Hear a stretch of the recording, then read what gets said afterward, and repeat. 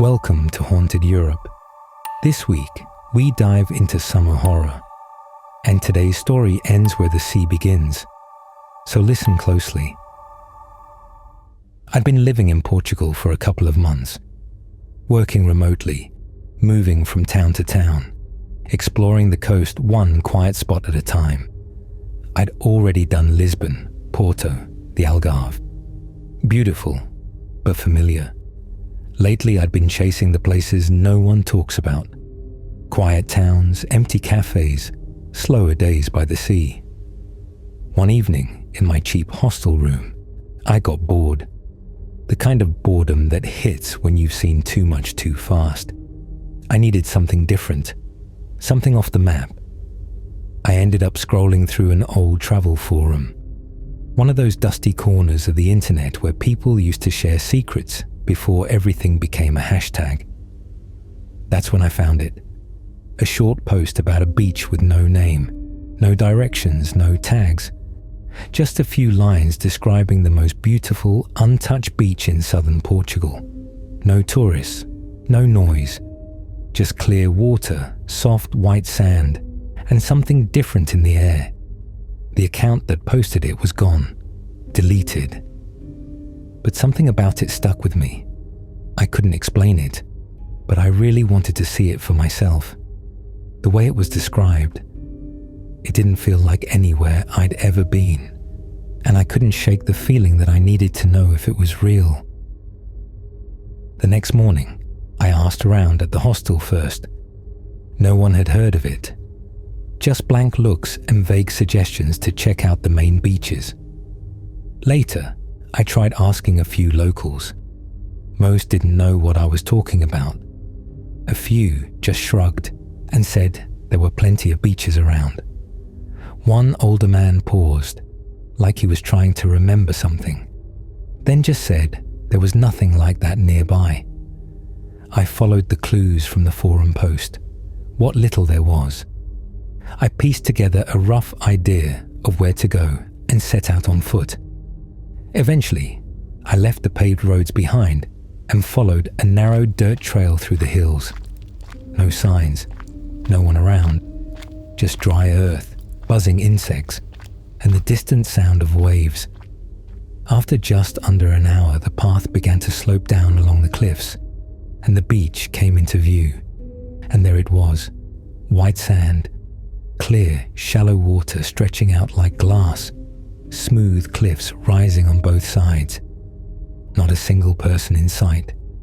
It was beautiful, strangely beautiful, like a postcard from somewhere that doesn't quite exist. I stood there for a moment, unsure if I'd actually found it, but I knew I had. It just felt right. I stepped onto the sand. It was warm, soft, untouched. No footprints, no litter, no driftwood, just silence and sun. I dropped my things and walked toward the water. After nearly an hour of hiking in the sun, it felt like a reward. The water was cold at first, but perfect once I was in. I swam a little, floated on my back, let the silence wrap around me. When I got out, I laid down on the sand to dry off. There was no one, no boats on the horizon, no music in the distance, just the faint sound of water gently splashing against the cliffs on either side. I sat up after a while and looked around. That's when I saw something near the base of the cliffs, right at the edge of the beach. I got up, brushed the sand from my legs, and walked over. It was an old beach towel, faded and half buried, like it had been there a long time. The fabric was stiff with salt, edges fraying. Someone had been here before. Maybe a few people knew about this place after all. Just a handful, quietly keeping it to themselves. I liked that. It made me feel like I'd stumbled onto something special, like I was one of the lucky ones. The sun was starting to set, so I gathered my things and left. I didn't want to. Part of me wanted to stay and watch the sky turn, maybe even fall asleep on the sand. But I hadn't brought anything with me. No food, no extra water, nothing warm for later. So I made myself leave. That night, I couldn't stop thinking about it. It wasn't just that it was beautiful. It was how it made me feel, like I'd stumbled across something hidden, something meant to be kept secret.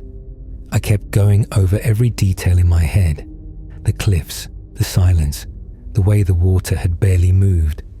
By morning, I'd made up my mind. I was going back. This time I packed properly. Food, extra water, blanket, something to sit on, even a small book to read. I left early and planned to spend the whole day there. No rush, just soak it in. But the path felt different, harder to follow. I second-guessed myself at every turn. I was sure I'd gone left before, but now it felt like it should be right. Landmarks I thought I'd passed looked unfamiliar. I kept going, telling myself it was fine. Eventually, the trail reached the edge of the cliffs again, and I saw the beach below.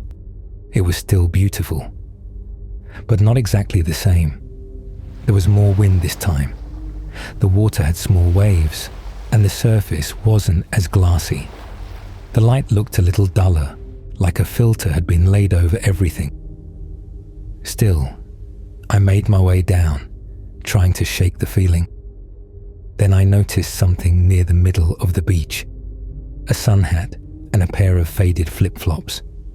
None of that had been there yesterday. I looked around. The beach was empty.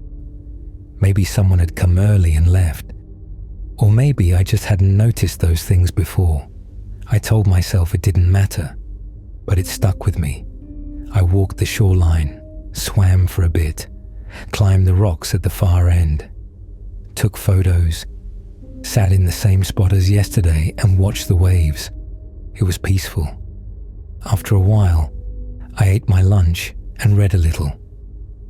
And then, with the sun warming my skin and the sound of the tide just barely breaking in the distance, I drifted off to sleep. I woke up to a chill in the air. The warmth from earlier was gone, replaced by a cold breeze brushing against my skin. The sky had turned a dull grey, the kind that comes just before a storm. The air felt different, cooler, charged. The wind had picked up, kicking up sand and tugging at the corners of my blanket. I sat up, confused. I hadn't meant to sleep for long. Then I saw the water. The tide had come in, but not gradually. It looked wrong, too high, too fast. The beach I'd walked earlier was now half underwater. The shoreline was closer than it should have been, creeping up toward where I sat. I stood quickly and started packing my things. My heart was pounding. I told myself it was fine, just weather, just time passing. But something in my chest said otherwise. I headed back toward the rocks, to the path I'd taken down, but it wasn't there. I froze, looked again, climbed higher to where the trail had been. Nothing, just steep cliffside and loose stone. I turned around slowly, scanning the beach, my ears full of the rising wind and crashing water. The cliffs on either side seemed taller now, closer somehow. Panic set in. I shouted for help, called out again and again, hoping someone, anyone, might be nearby. But there was nothing, just wind and water. I reached for my phone. It wasn't in my bag. That didn't make sense. I'd had it earlier. I'd taken photos. I remembered holding it, pointing it at the water, the cliffs, the empty beach. I emptied everything onto the sand, checked my pockets, looked around the spot where I'd been sitting. Nothing. It was gone. Just sand and cliffs and water that kept creeping closer. And then, something else. At first I thought it was the wind changing direction, but then I heard it again.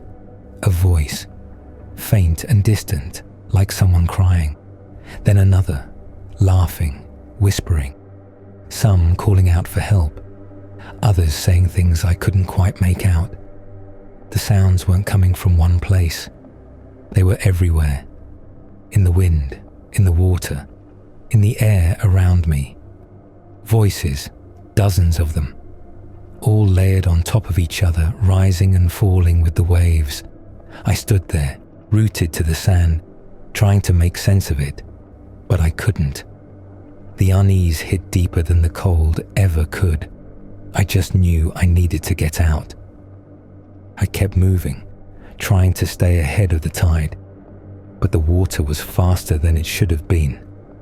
Every time I looked back, more of the beach was gone. I called out one last time, even though I knew no one could hear me. Then the cold hit my legs, waist, chest. I turned toward the cliffs one last time, but the path really was gone. Not just hidden, but gone. Just rock, just ocean. The voices were everywhere now, louder, tangled together, rising all around me. Or maybe it was just the wind and the waves. It was hard to tell anymore. And then the water pulled me under. No one ever found my bag, or my name, or the photos I took. They say there's nothing down there now, just cliffs, and waves crashing against the stone. No beach, no trail, nothing at all. And so it ends. Some summer stories never end, and this is only the beginning. More tales from the heat await this week on Haunted Europe.